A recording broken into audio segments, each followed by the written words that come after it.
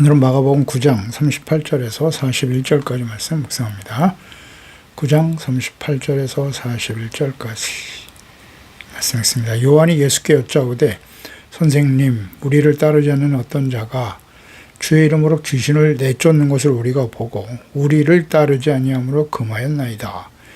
예수께서 이르시되 금하지 말라. 내 이름을 의탁하여 능한 일을 행하고 즉시로 나를 비방할 자가 없느니라. 우리를 반대하지 않는 자는 우리를 위하는 자니라. 누구든지 너희가 그리스도에게 속한 자라 하여 물 한 그릇이라도 주면 내가 진실로 너희에게 이르노니 그가 결코 상을 잃지 않으리라. 아멘.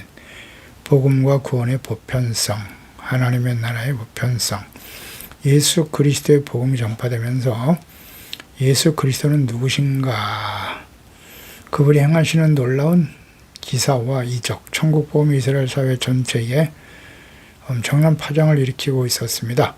그래서 예수님의 제자가 아닌 사람들이 예수님의 이름을 사용해서 귀신을 쫓아내기도 하고 병을 고치는 사람들이 생겨났고 그들을 제지해야 하는지 용납해야 하는지에 문제가 발생했습니다. 이는 오늘날 교회와 그리스도인들이 복음을 전파하는 과정에서 포용성과 연대의식에 대한 중요한 교훈을 주고 있습니다.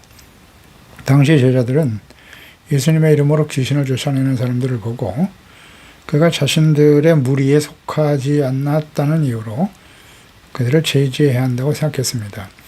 이는 우리라고 하는 좁은 울타리에 갇혀서 제자들의 어떤 그런 편협한 시각을 잘 보여주고 있는데요. 예수님께서는 이러한 제자들의 태도를 바로잡아 주시면서 하나님의 나라의 사역이 특정 그룹의 전유물이 아님을 분명히 하셨습니다. 오늘 이 말씀을 통해서 우리 교회 혹은 우리 공동체의 범위를 넘어서 복음이 모든 사람들에게 전파되어 하나님의 나라가 성장해 가야 한다는 교훈을 얻어야 합니다. 그리스도의 이름으로 행해지는 모든 선한 일을 귀하게 여기는 넓은 마음을 가져야 합니다. 먼저 배타성을 넘어선 하나님의 나라의 사역에 대해서 38절, 39절에 강조하고 있는데요. 38절은 요한이 예수께 여짜오되 선생님, 여전히 선생님이네요. 우리를 따르지 않는 어떤 자가 주의 이름으로 귀신을 내쫓는 것을 우리가 보고 우리를 따르지 아니함으로 금하였습니다. 요한이 예수님께 보고한 일인데요. 우리를 따르지 않았다. 금하였다. 그러니까 제자들은 자신들과 함께 다니지 않았다는 이유로, 즉 예수께서 부르신 제자들이 아니고 자신들에게 속하지 않았다는 이유만으로 그 사람이 예수님의 이름으로 귀신을 내쫓는 권능을 행하는 것은 옳지 않다. 그래서 가로막았다는 거예요. 그들의 행동 기준은 예수님을 따르는가가 아니라 우리를 따르는가에 맞춰져 있네요. 이는 선민의식과 배타주의의 한 형태죠. 그래서 하나님 나라의 사역을 자신들만의 전유물로 여기는 잘못된 생각이었습니다. 그들은 예수님의 이름이 가진 권능 그 자체보다 그 권능을 행하는 사람이 자신들에게만 주어진 특권이다. 우리에게 속하였는가? 이것으로 판단했다는 것입니다. 실제로 과거 자신들을 복음을 전파하도록 예수께서 보내실 때 주님께서 주신 능력이었기 때문이에요. 마가복음 6장 7절에 12 제자를 부르셨고 둘씩 보내시며 더러운 귀신을 제어하는 권능을 주셨습니다. 그 주님의 이름으로 병 고치고 귀신을 쫓아내게 하셨고 놀라운 역사를 경험하고 기뻐했던 제자들이었습니다. 즉 이러한 권능이 자신들에게만 주어진 특별한 것이라고 생각하고 있었습니다. 이러한 특권의식 혹은 우월의식, 이걸 매우 조심해야 합니다. 이는 과거 아브라함의 언약에 참여한 이스라엘 12지파에 속한 자신들만이 하나님의 택함을 받은 선민이라고 주장하면서 온갖 우상숭배에 빠져 결국 하나님의 진노의 심판을 받은 일에 대해서 교훈을 얻지 못하는 태도입니다. 당시 라비오 공예원이라고 하면서 외식하는 율법주의자들의 교만하고 왜곡된 신앙, 외식하는 자들과 동일한 생각을 가진 것이었습니다. 내게 속한 자가 아니면 모두 이방인 혹은 경쟁 대상이거나 대적으로 여기는 심리, 이걸 매우 조심해야 합니다. 이는 오늘날 우리에게도 큰 깨우침을 줍니다. 교파 혹은 교단, 개교의 테두리 안에 갇혀서 다른 공동체의 사역을 인정하지 않거나 비판하려고 하는 모습이 바로 제자들이 보였던 편협함과 다르지 않기 때문입니다. 39절에 예수께서 이르시되 금하지 말라. 내 이름을 의탁하여 능한 일을 행하고 즉시로 나를 비방할 자가 없느니라. 이런 말씀하시네요. 금하지 말라고 하셨어요. 그러니까 제자들의 편협한 시각을 즉시 바로잡아 주셨습니다. 그 이유는 내 이름을 의탁하여 능한 일을 행하고 즉시로 나를 비방할 자가 없기 때문이다 라고 말씀하셨어요. 내 이름을 의탁하여, 이 의탁하다라고 하는 헬라어 에피는 전치사인데요. 무엇에 근거하여, 무엇의 권위로라는 의미를 가집니다. 예수님의 이름을 진정으로 믿고 그 권능에 의지하여, 예수님의 이름에 의지하여 귀신을 쫓아내는 사람, 자신의 능력이 아니에요. 예수님의 이름을 의지하여 귀신을 쫓아내는 사람은 결코 쉽게 예수님을 비방하는 자리에 설 수 없다는 것입니다. 그러니까 예수님의 이름으로 행하여지는 능한 일, 이 능한 일이 헬라어의 dynamit입니다. 하나님의 능력을 의미하는 말로 이러한 권능은 오직 하나님께로부터 주어지는 것이기 때문에 이는 곧 예수님을 증거하는 행위로 보시는 것입니다. 중요한 의미죠. 그러니까 이러한 능한 일이 예수님의 제자들만이 아니라 이제 성령이 임하실 때, 예수님이 부활 승천하시고 약속하신 성령이 주어질 때, 성령이 임하실 때 모든 사람들에게, 믿는 자들에게 주어지는 하나님의 뜻임을 말씀하십니다. 사도행전 1장 8절이죠. 오직 성령이 너에게 임하시면 권능을 받고 예루살렘, 온 유다와 사마리아 땅 끝까지로 내 증이 될 것이다. 권능을 받고, 이 권능이 바로 헬라어의 dynamit거든요. 그러니까 성령이 임하시면 누구나 하나님께로부터 권능을 부여받게 되고 증인이 될 수 있다고 말씀하십니다. 조건은 너희에게 임하시면, 너희는 일차적으로 예수께서 부르신 제자들과 주님을 따르는 사람들이었지만 모든 시대, 예수 시대 복음을 듣고 믿어 성령으로 거듭나고 충만한 모든 그리스도인들에게 주어지는 약속의 말씀이죠.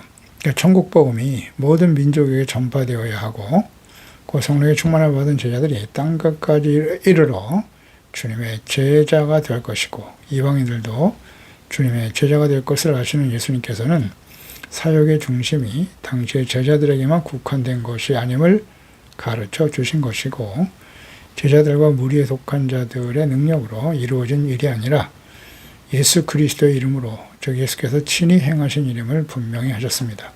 따라서 누구든지 예수님의 이름을 높이고 그 능력으로 복음을 전파하고 병을 고치고 귀신을 쫓아내는 선한 일을 행한다면 그는 비록 우리와 다른 배경을 가졌을지라도 하나님 나라의 동역자임을 인정해야 한다는 가르침입니다. 그래서 오늘날 교회와 교회 간에 혹은 교단 간에 예수 그리스도를 믿고 경배하고 찬양하고 복음을 전파하는 일에는 하나가 되어져야 하는 거예요. 서로 적대적인 생각을 갖거나 경쟁 대상이 되어서는 안 됩니다. 이것은 성경적이지 않아요. 싸우고 다투게 하는 건 나 사탄이 하는 일입니다. 예수님은 진정 복 있는 사람, 화평케 하는 사람이잖아요. 서로를 이해하고 용서하라. 형제를 사랑하라. 형제, 내가 너희를 사랑한 같이 너희가 서로 사랑하라. 그러니까 어떤 이유에서든지 예수 그리스도의 몸인 교회와 교회 간에, 교회 안에 지체들 간에 절대로 대적하거나 미워하는, 무리를 짓고 싸우는 일은 절대 있어서 안 됩니다. 즉시 회개해야 됩니다. 두 번째 단락은 이제 포용과 연대의 원리에 대해서 40절, 41절에 말씀하시는데요. 40절, 우리를 반대하지 않는 자는 우리 편이다. 우리를 위하는 자다. 라고 말씀하셨어요. 그 하나님 나라의 동역자를 식별하는 매우 중요한 원리를 제시하십니다. 우리를 반대하지 않는 자는 우리를 위하는 사람이야. 이 말씀 마태복음 12장 30절에 나와 함께 아니하는 자는 나를 반대하는 자고 나와 함께 모으지 아니하는 자는 해치는 자다. 이 말씀과 모순되는 것처럼 들려지지만 그러나 두 말씀은 서로 다른 상황과 대상을 향한 말씀이셨죠. 마태복음 12장 30절에 나와 함께하지 아니하는 자, 즉 예수께서 행하시는 귀신을 쫓아내시고 병을 고치는 기적이 하나님께서 하시는 일이 아니라 귀신의 왕 바알세불을 힘입어 하는 것이다 라고 주장했던 서기관과 바리새인들, 거짓으로 대적하는 자들에 대해서 하신 말씀이거든요. 네, 그렇습니다. 근본적으로 당시에 예수님을 대적했던 자들은 예수님이 그리스도로 오신 것을 또 오셔야 함을 예언의 말씀을 통해서 알고 있으면서도 자신들에게 이 불이익을 준다라고 생각하며 예수님을 대적했던 대제사장과 서기관과 바리새인들이었습니다.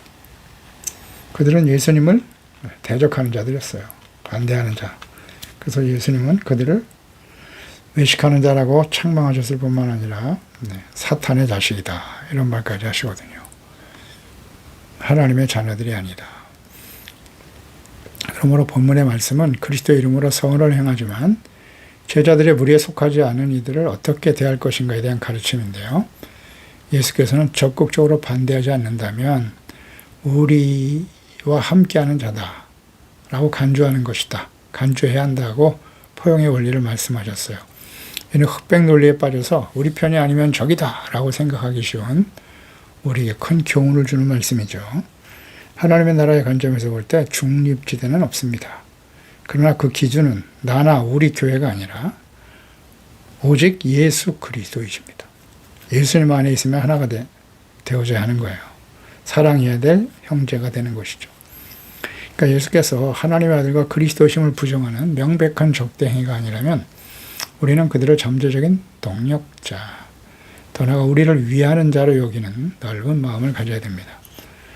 그러니까 물론 주의 이름을 내세우면서 거짓을 전하는 이단들도 있으니 경계를 해야 합니다.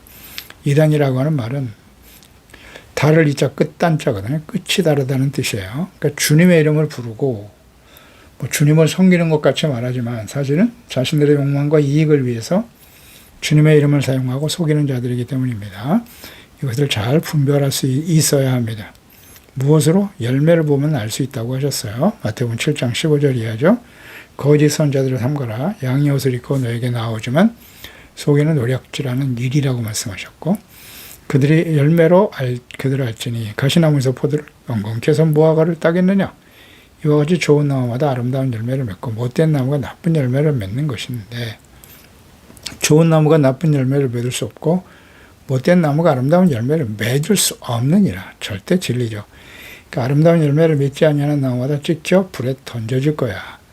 이러므로 그들의 열매로 그들을 알리라. 거짓 선지자를 따른 자들은 함께 불 속에 던져집니다. 지옥 불 속에 떨어지게 될 거예요. 계시록 21장, 20장에도 잘 나와 있죠. 믿지 않는 자, 거짓말하는 자, 우상숭배자들은 다 불과 유황이 타는 못에 떨어져 둘째 사망에 처하게 될 것입니다.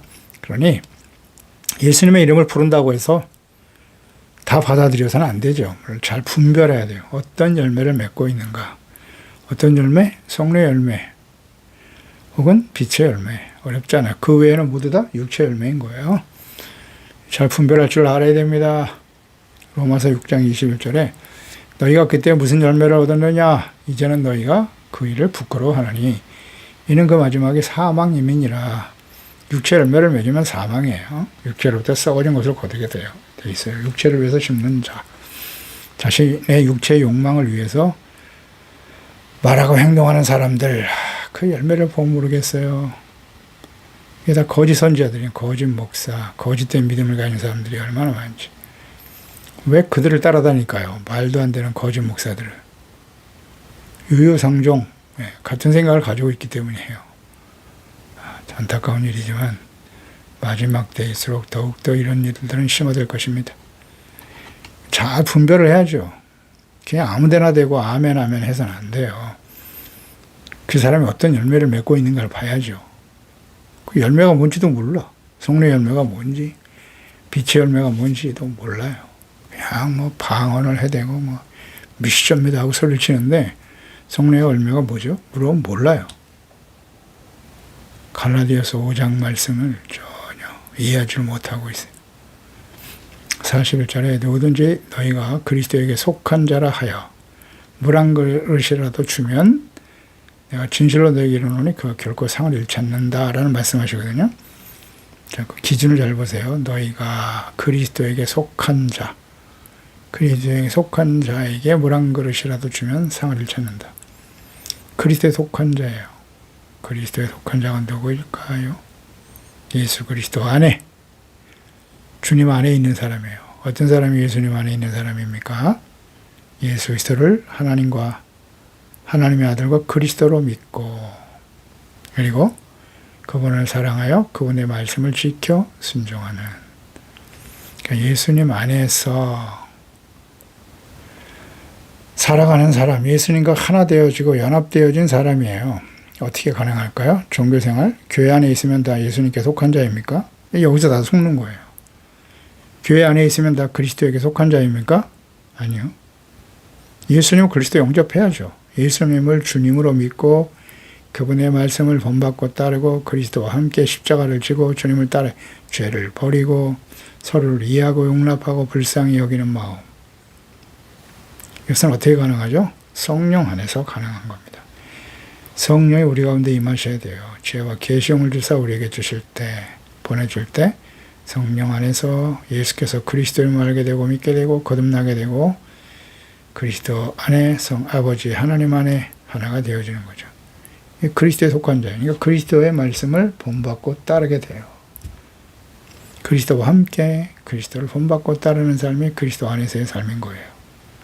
너희가 내 안에, 그 말이 너희 안에, 내 말이 너희 안에 거하면 그랬잖아요. 그럴 때 열매를 맺게 되고 하나님께 영광이 되고 예수님의 제자가 되는 거예요. 예수님 안에 있으면 어떤 열매가 나타날까요? 이것도 잘 알아야 돼요. 교회 열심히 다니면 그리스도에게 속한 자냐? 근데 열매는 육체의 욕심의 열매를 맺고 있어요? 그럼 그리스도에 속한 자가 아니죠. 무조건 목사라고 해서 뭐 재직이라고 해서 그게 다 그리스도에 속한 자예요. 그를 대접하는 것이 하늘의 상급이 된다고 그렇게 주장하고 가르치려고 하는 사람들이 있어요. 잘 분별을 할 줄 알아야죠. 38절의 상황과 연결이 되는 거죠. 제자들의 그룹에 속하지 않았던 그 사람들 역시 예수님의 이름으로 귀신을 쫓아내고 있었습니다. 근데 그 행위의 중심에 그리스도가 있었다는 게 중요해요. 자신의 이름이 아니에요. 이와 같이 비록 작은 행일지라도 그리스도를 향한 믿음과 사랑으로 행해진 모든 섬김은 하나님의 나라에서 결코 헛되지 않는다는 거죠. 이걸 우린 잘 이해하고 깨달아야 돼요.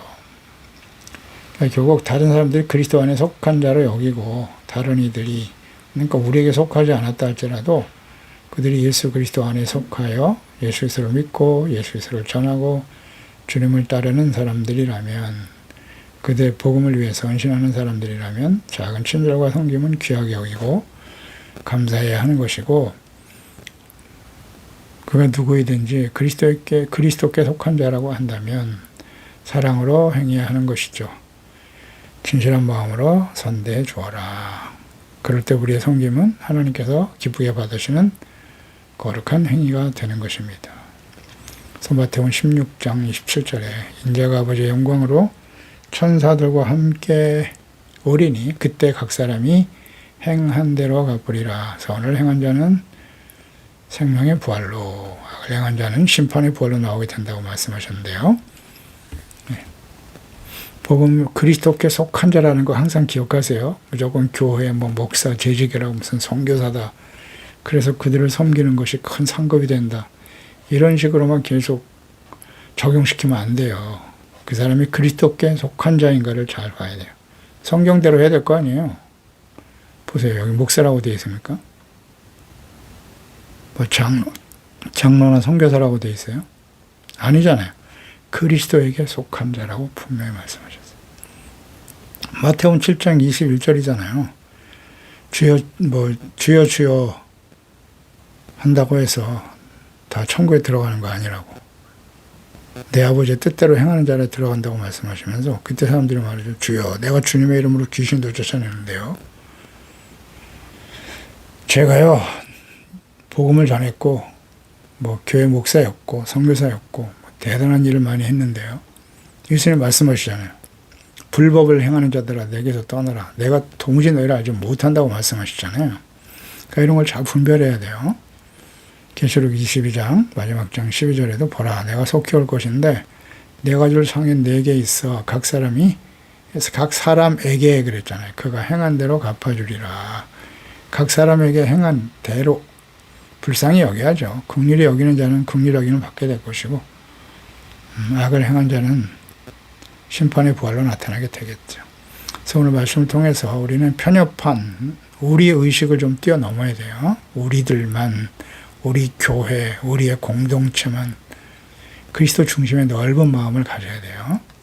그리고 예수 그리스도의 이름으로 행해지는 모든 선한 사역을 인정하고 격려하고 또 우리를 적극적으로 반대하지 않는 모든 일을 잠재적 동역자로 포용하는 것이 주님의 뜻이다라는 것이고요. 그리스도에게 속한 자라는 이유 하나만으로 베푸는 지극히 작은 섬김조차도 하나님은 귀하게 보신다. 상을 주신다라는 것을 기억해야 합니다. 그러니까 우리 안에 있는 배타적인 마음에 담을 좀 허물 필요도 있고요. 그리스도의 사랑으로 모든 사람들을 품고 하나님의 나라를 함께 세워가야 하지만 이거 조심해야 돼요. 요한일서 4장 1절 3절이죠. 사랑하는 자들아 영을 다 믿지 말고 오직 영들이 하나님께 속하였나 분별하라. 많은 거짓 선지자가 세상에 나왔다. 이로써 너희가 하나님의 영을 알지니 곧 예수 그리스도께서 육체로 오신 것을 시인하는 영마다 하나님께 속한 것이다. 예수를 시인하지 아니하는 영마다 하나님께 속한 것이 아니니 그랬어요. 이것이 곧 적그리스도 영이라고 말씀하십니다. 우리라 한 말을 너희가 들었으나 지금 벌써 세상에 있다. 그렇습니다. 예수께서 사람의 몸을 가지고 이 땅에 보내신 하나님의 아들 그리스도이심을 알고 믿는가? 예수님의 십자가의 죽으심과 부활 그 의미를 제대로 이해하고 믿고 따르고 있는가? 십자가를 가지고 주님을 따르고 있는지 어떤 열매를 맺고 있는가 살펴봐야 돼요. 성령의 열매, 빛의 열매. 먼저 자기 자신을 살펴야죠. 자기 자신 잘 살피고 교회 안에 있다고 해서 목사나 말씀을 가르치는 자라고 해서 그가 다 하나 그리스도께 속한 자냐? 그렇지 않다. 그래서 항상 열매로 자기 자신과 모든 것을 분별할 줄 아는 지혜로운 성도들이 되어야 할 것입니다. 기도하겠습니다. 하나님 아버지, 오늘도 주님의 말씀을 통해서 복음과 구원의 말씀을 전하는 일, 이것은 모든 사람들에게 주어진 모든 사람들이 예수 그리스도를 믿고 구원받아 하나님의 자녀가 되게 하시는 또 하나님의 다스림을 받는 하나님의 나라가 이 땅에 세워지는 것이 주님의 뜻입니다. 우리는 교회나 혹은 교단 간에 서로 대립하고 또 교회 안에서 서로 당파를 지어서 대립하고 경쟁하고 싸우는 일들이 있는데요. 이것은 절대 있어서는 안 될 일이에요. 예수님께서 말씀하셨습니다.